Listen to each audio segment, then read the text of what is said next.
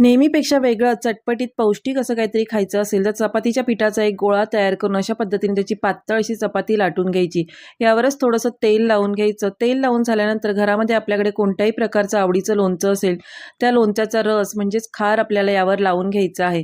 आता यावरच थोडीशी बारीक शेव भुरभुरून घ्यायची. हाताने थोडंसं प्रेस करायचं आणि इथे दाखवत असल्याप्रमाणे पिझ्झा कटरने आपल्याला हे कट करून घ्यायचं आहे. तर अशा पद्धतीने कट करून आपण रोल तयार करून घ्यायचा. आता रोल तयार झाला की इथे दाखवत असल्याप्रमाणे आपण हाताने थोडासा प्रेस करून पिठामध्ये घोळून आपल्याला हवा तितका पातळ किंवा जाड याचा पराठा तयार करून घ्यायचा आहे.